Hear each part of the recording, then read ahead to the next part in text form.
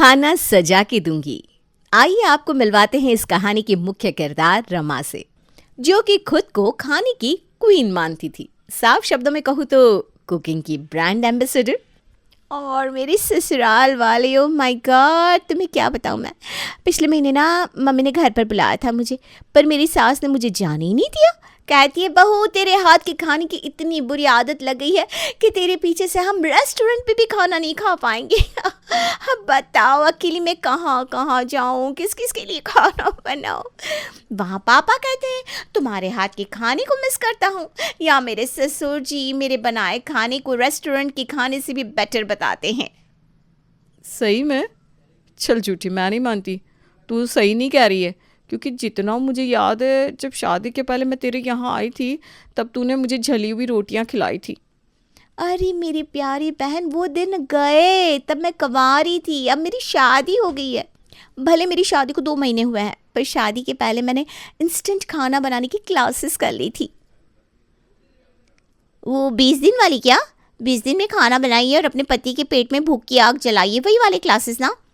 वो तो एक क्रैश कोर्स है कुकिंग का। 20 दिन में तूने क्या सीख लिया? उस क्लासेस में तो जो कुकिंग जानते हैं वो एक बार हाथ फ्रेश करने वहाँ आते हैं।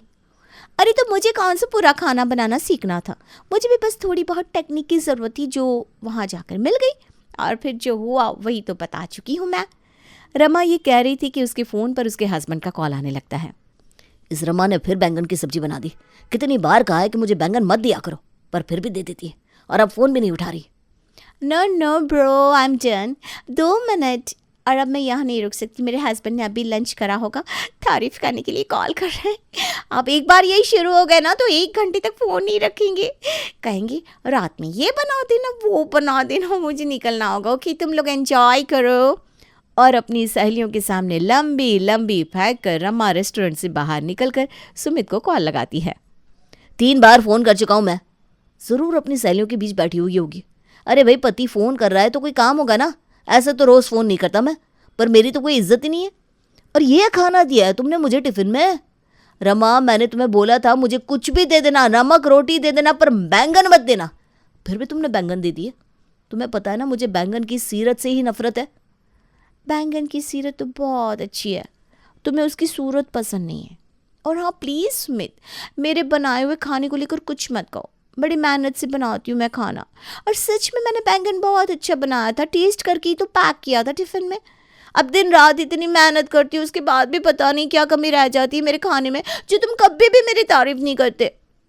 की तो थी तारीफ़ जब तुम सुपरमार्केट से टिफ़िन लेकर आई थी, क्योंकि टिफ़िन देखने में तो सुंदर थी, पर उसके अंदर का जो खाना है ना, वो मुझे अच्छा नहीं लग रहा। कैसे करूँ तारीफ़? खैर, तुम कल से मुझे ब्रेड और जैम दे दो, बस मेरे लिए यही बहुत है। अब सुबह से भूखा आदमी अगर लंच बॉक्स खोले और खाना उसके मन का ना हो तो चिढ़न तो होनी है, और यही चिढ़न सुमित को हो गई थी। अपनी किटी पार्टी ओवर करके रमा अपने घर पहुंचती है। आ गई बहू, रात को कुछ अच्छा बना लेना। बेचारा सुमित आज भी बिना नाश्ता किए चला गया था। क्योंकि उन्हें खाना बना बनाया मिल रहा है ना मम्मी जी। जिन्हें नहीं मिलता खाना उनसे पूछिए। मेरी कई सहेलियां ऐसी हैं जो अपने ससुराल में एक पापड़ तक नहीं सीखती। उनके पतियों को ही जला भुना जो भी बने बनाना पड़ता है, और अपने माँ बाप के साथ बीवियों को भी परोसना पड़ता है। अरे बहू, नाराज़ क्यों हो रही है? किसी ने कुछ कह दिया क्या? इसकी सहेलियों से लड़ाई हो गई होगी, वरना मेरी बहू बेकार में कभी उल्टा जवाब नहीं देती। आई एम सॉरी मम्मी जी, वो अभी सुमित से ना 4 बातें सुनकर आ रही हूँ मैं।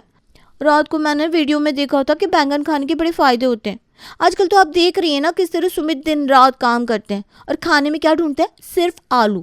अब आलू से कितनी ताकत मिल जाएगी उन्हें, इसीलिए मैंने सोचा कि बैंगन बना दूँ, पर उन्हें बैंगन पसंद ही नहीं आया। इसमें तेरी गलती नहीं है बहू, बचपन से ही सुमित को बैंगन पसंद नहीं है, तो करेला बना देती, कोई बात नहीं। चल अब अपना मूड मत बिगाड़ और कपड़े बदल ले, वरना तेरा नया वाला कॉर्ड सेट खराब हो जाएगा। ये थे रमा के सास ससुर। जो सास ससुर कम, उसके लिए उसके फ्रेंड्स ज़्यादा थे। आज रमा के कारण सुमित का मूड बिगड़ चुका था, इसलिए रमा और सुमन मिलकर रात के खाने में सुबह की रह गई कसर को पूरी करने में लगी हुई थी। अरे क्या मम्मी जी, सब कुछ तो आपने बना दिया। अरे कोई बात नहीं बेटा, खाने से मतलब है ना। रोज़ तो खाना तू ही बनाती है, आज मैंने बना दिया। चल अब मैं बाहर जाती हूँ तो पराठे सेक ले, और सुमित के आते ही खाना लगा देना। हाँ, सुमन ने 2 तरह की सब्जी बना दी थी और पराठे बनाने की जिम्मेदारी अपनी बहू को दे दी। सुमित के आते ही रमा फौरन खाना लगाने लगती है और सभी खाने पर बैठ जाते हैं। आहा, मम्मी क्या सब्जी बनाई आपने? पराठे आपने क्यों नहीं बनाए?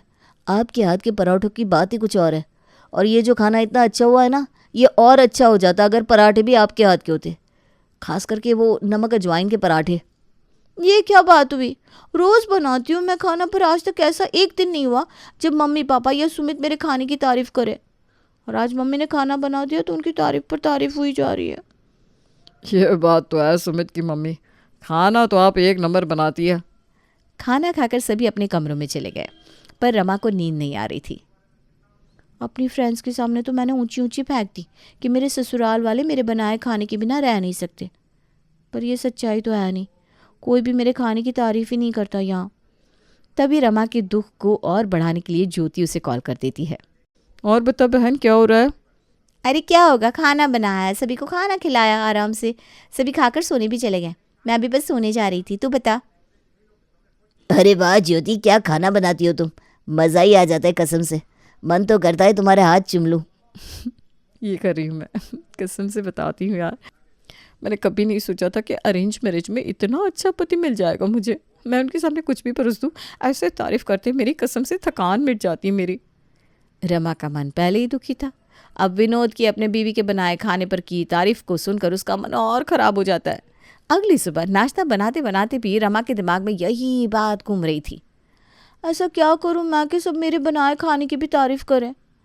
ऐसा कुछ तो है जो मैं मिस कर रही हूँ। अपने ससुर जी को दुकान और अपने पति को ऑफिस भेजने के बाद रमा लगाती है cooking show.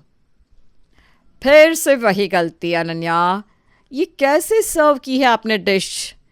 Ananya, plating is must. इस तरह आप वर्ल्ड की बेस्ट डिश को भी सर्व करेंगे ना तो खाने वाला कभी उसे खाना नहीं चाहेगा। और तारीफ की तो आप भूल ही जाइए। खाने को पूरा करती है उसकी सजावट। डिश को कंप्लीट करना है, तारीफ सुननी है तो फोकस सजावट पर कीजिए। हे भगवान, अब मैं समझी। मैं आज तक यही गलती तो कर रही थी, खाना बना रही थी पर उसे सजा नहीं रही थी। थैंक यू भगवान, तूने मेरी लाज रख ली। अब मुझे पता है कि मुझे क्या करना है। और आज रात के खाने पर होता है वो जो किसी ने ना सोचा था। क्या बात है बहू, आज नाराज हो गई हो क्या? 8 का खाना 9 बजे तक टेबल पर नहीं आया। आ रहा है पापा जी, बस आ रहा है, 2 मिनट। आज तो तू 6 बजे ही रसोई में चली गई थी बहू। आधा से घंटा लगता है तुझे खाना बनाने में, फिर 3 घंटे कैसे हो गए? ज़्यादा देर लग रही है तो छोड़ दो ना रमा, हम बाहर से कुछ मंगवा लेते हैं। और फाइनली रमा रसोई से खाना लेकर बाहर आती है, आलू की सूखी सब्जी और रोटी, जिसे वो रोल की तरह शेप देने के बाद छोटे छोटे पीस में काटती है, सॉस के साथ डेकोरेट करती है और अपने घर वालों को सर्व करती है। ये क्या है बहू, कच्ची धनिया पत्ती प्लेट में क्यों डाल रखी है तूने? धनिया पत्ती नहीं है सुमित की मम्मी, ये पान का पत्ता लगता है। आप लोगों को ये डेकोरेशन अच्छा नहीं लगा? ओ गॉड, कितनी मेहनत की थी मैंने। यहाँ मेरी सारी सहेलियों के पति उनकी तारीफ करते हैं और यहाँ मेरी तारीफ होती ही नहीं। मुझे लगा मेरी तरफ से कोई कमी रह गई होगी, तो मैंने खाना इतना सुंदर से सजा के सर्व किया, फिर भी मेरी तारीफ नहीं हो रही। अच्छा, तो ये सब कुछ मैडम तारीफ सुनने के लिए कर रही है बेचारी। उस दिन मैंने कुछ ज़्यादा ही डांट दिया था रमा को, आज कवर अप कर देता हूँ। अरे तुम रो क्यों रही हो? मैं तो बस ये कहने वाला था कि वाह भाई क्या डेकोरेशन है जी। जी तो करता है सबकी प्लेट का खाना मैं ही खा जाऊं। वही तो बहू, आज तक कभी किसी ने खाने के ऊपर पान के पत्ते के टुकड़े इस तरह गार्निश करके नहीं परोसे थे। मुझे मन तृप्त हो गया भाई। अब सब इतनी तारीफ कर रहे तेरी, तो मैं भी तेरे हाथ में 101 रुपया रख देती हूँ। और रमा का मन रखने के लिए सभी उसकी तारीफ कर देते हैं, पर उन्हें नहीं पता था कि तारीफ करना उन पर ही भारी पड़ जाएगा। अगली सुबह, यार और कितनी देर करोगी रमा? 10:30 बजने को आ गया। मुझे नाश्ता नहीं करना, अब तुम बस मुझे टिफ़िन ही दे दो। मैं निकलूँ, मुझे देर हो रही है यार। बस आधा घंटा और दी तो सुमित, मैं नाश्ता टेबल पर लगा ही रही हूँ। बहू, इसके बाप की ऑफिस नहीं है ना, ऐसे आधे घंटे देर हो चुकी है इस ऑफिस जाने में। तो जल्दी से इसे टिफ़िन दे दे, मैं और तेरे पापा जी हैं ना नाश्ता करने के लिए। रमा अपने पति को उसकी टिफ़िन देकर ऑफिस भेज देती है और फिर एक सर्विंग डिश को कवर के साथ टेबल पर लेकर आती है। चलो नाश्ता तो आ गया, क्या होगा, अंदर ढक्कन हटाता हूँ। प्रमोद जैसे ही खाने से कवर हटाने जाता है, रमा उसे रोक देती है। अरे पापा, ये क्या करने जा रहे थे आप? अभी मेरे किए किराए पर पानी फिर जाता। ऐसी वैसी डिश नहीं बनाई है मैंने ये, मिचेलिन स्टार डिश। आप इसे ऐसे नहीं खा सकते पापा, रुकिए। रमा फौरन रसोई में जाती है और 2 नैपकिन्स लेकर आती है। अब सबसे पहले आप दोनों इस नैपकिन को अपनी गोद में रखेंगे। मेरी गोद में? मतलब तू बच्चा देने वाली है क्या बहू मेरी गोद में? मैं समझ गई तू मुझे क्या इशारा कर रही है। पता है जी, आजकल ना रील में देखती हूँ इसी तरह नई माएँ बच्चे के आने के बारे में सरप्राइज़ देती हैं। क्यों? इसीलिए बहू सुमित को नाश्ता करने को कह रही थी, पर यह लड़का समझा ही नहीं। अरे नहीं पापा, आप लोग गलत ट्रैक पर जा रहे हैं। नैपकिन तो इसलिए पैरों पर रखनी चाहिए ताकि खाना कपड़े पर ना गिरे। खैर, अब मैं आपके प्लेट में खाना सर्व करने वाली हूँ। और बहुत ही खूबसूरती से बथुए का साग और पराठे रमा अपने सास ससुर को परोसती है। ये क्या मजाक है बहू? इस खाने के लिए तूने इतनी देर की? भूख से गैस हो गई मुझे, खट्टे डकार आने लगे। और मिला क्या? बथुए का साग और रोटी। और इसे तूने इतना सजा दिया है, लग रहा है मानो कि कोई 5 स्टार रेस्टोरेंट में खा रहे हैं। OMG, थैंक यू मम्मी जी, यही तो सुनना था मुझे। मेरी मेहनत आज सफल हो गई। अब जब इतनी देर बाद नाश्ता मिला हो तो इंसान तो भूख से तड़प नहीं लगता है। और भूख से मचलता हुआ प्रमोद जैसे ही पहला निवाला खाने लगता है, रमा फिर उसे रोक देती है। प्लेट की बाजू में कांटा और छुरी है पापा जी, खाने के लिए, उससे खाइए ना। हाँ, बिना टेबल मैनर्स बिल्कुल भी नहीं है, सॉरी। और हाँ, जितना खाना प्लेट में है उसे पूरा मत खा लीजिएगा, थोड़ा सा खाना छोड़ना भी होता है। एक रोटी के सैकड़ों टुकड़े करके उसके ऊपर तूने सब्जी डाल दी बहू। अब तू कह रही है इसमें से छोड़ भी देना है। इतना कम खाऊंगा तो दिन कैसे निकलेगा मेरा? पर रमा तो अब सुनने वाली ही नहीं थी। आफ्टर ऑल उसकी सास ने गलती गलती में 5 स्टार का नाम जो ले लिया था। आज रात को तो ऐसा खाना बनाऊंगी कि सभी सोचते रह जाएंगे कि वो इंडिया में खा रहे हैं कि थाईलैंड के किसी रेस्टोरेंट में। और रमा खाने में स्मोक इफेक्ट लाने की कोशिश में लग जाती है। तभी सुमित का कॉल आता है। क्यों भाई, ये तू इतना डेकोरेट करके टिफ़िन क्यों लेकर आता है? बच्चा है क्या? स्प्रिंग ऑनियन के पत्ते, पत्ता गोभी के पत्ते और न जाने किन किन चीज़ों के पत्ते हैं इसमें। खाना कहाँ है? सुन रही हो तुम? ये मैं नहीं कह रहा, मेरे कलीग्स कह रहे हैं। ये टिफ़िन को इतना सजाने की क्या ज़रूरत थी रमा? इसमें खाना कहाँ है? इसमें तो बस डेकोरेशन है। अरे पत्तों को हटाओ तो, उनके बीच में एक पेठा रखा था मैंने, खा गया होगा तुम्हारा दोस्त ही। अपने दोस्तों के ताने से पेट भरकर जब रात को सुमित घर लौटता है, आज आप लोगों को ऐसा खाना मिलने वाला है जो आप लोगों ने कभी खाया ही नहीं होगा। आप सब अगर चाहे तो अपने फ़ोन के कैमरे ऑन कर सकते हैं, क्योंकि ये नज़ारा सालों में कभी कभी देखने को मिलता है। मुझे कोई नज़ारा नहीं दिखना, मुझे बस अच्छा खाना चाहिए। सुबह भी नाश्ता करके नहीं गया था मैं, और टिफ़िन तो तुमने जो दिया था क्या बताऊँ अब। भूख तो मुझे भी लग रही है बहू। दोपहर को दुकान में बहुत ग्राहक थे तो घर भी नहीं आ पाया था खाने के लिए। वो तो शुक्र मनाइए कि बच गए आप दोपहर में जो बहू ने खाना खिलाया है मुझे। हाय राम बचाए उस खाने से। और फाइनली रमा अपने हाथ में प्लेट उठाकर लाती है जो ऊपर से ढका हुआ था और सभी के सामने डिश को रिवील करती है। जैसे ही डिश के ऊपर ढका हुआ प्लेट हटाती है, खाने में से आ रहे धुएं को देखकर सभी एक बार के लिए चौंक जाते हैं। जैसे ही 10 सेकंड के बाद धुआं गायब होता है, प्लेट में उन्हें दिखते हैं 2 पकौड़े और ऊपर रखी चेरी। हो गए ना सरप्राइज्ड। ये सब है आज रात का खाना आप सबके लिए। और टेबल मैनर्स मैंने आपको सिखाए थे पापा जी मम्मी जी, इसको ध्यान में रख के खाना खाइएगा। अब आप लोग खाना एंजॉय कीजिए, तब तक मैं किचन साफ कर लेती हूँ। और ये कहकर रमा वहाँ से चली जाती है। 2 पकोड़े 3 लोगों में, और इसमें से थोड़ा छोड़ना भी है बेटा। ऐसे कब तक चलेगा मम्मी? अपनी बहू को कितना सर चढ़ाओगी? उसे बुरा ना लगे इसलिए हमने उसके खाने की डेकोरेशन की तारीफ कर दी कि चलो झंझट खत्म होगी, पर ये तो झंझट बढ़ गई। अब मुझे ही कुछ करना होगा।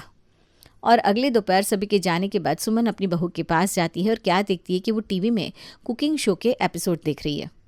वही मैं सोचूं, तू ऐसे अतरंगी डिशेस बनाना कहाँ से सीख रही है? तो ढूंढ ढूंढ कर वही एपिसोड देखती है बहू जिसमें खाने को ज़्यादा सजाया गया है, और वो भी ऐसे एपिसोड जिसमें खाने को बनाने में मेहनत कम की गई हो। खाने में क्या मसाले पड़े हैं, कैसा बना, ये तो तूने देखा ही नहीं। पहले अच्छा खाना बनाया जाता है, फिर सजाने की बारी आती है, पर तूने तो सिर्फ सजावट वाला पार्ट देखा और सजा दिया। पर मम्मी जी, एक कंटेस्टेंट की इसीलिए एग्जिट हुई क्योंकि उसने डिश को सजाया नहीं था। अच्छा, तो क्या अगर खाना सजा हुआ होता और टेस्ट नहीं होता तो क्या वो कंटेस्टेंट एग्जिट नहीं होती? होती। और ये कोई शो नहीं है बेटा, ये घर है। और ना ही हम किसी स्टार होटल में हैं जहाँ हमें टेबल मैनर्स को ध्यान में रखते हुए खाना खाना होगा। ये घर है, यहाँ अगर सभी अच्छे से पेट भरकर नहीं खाएंगे तो बीमार हो जाएंगे।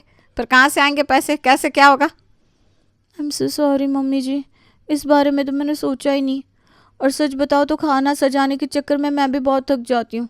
अब मैं आपसे वादा करती हूँ, मैं खाने को अच्छा टेस्टी बनाने की कोशिश करूँगी, ना कि बेकार में उसे सजाने की। और फाइनली सभी को रमा के सजे हुए खाने से आज़ादी मिल जाती है।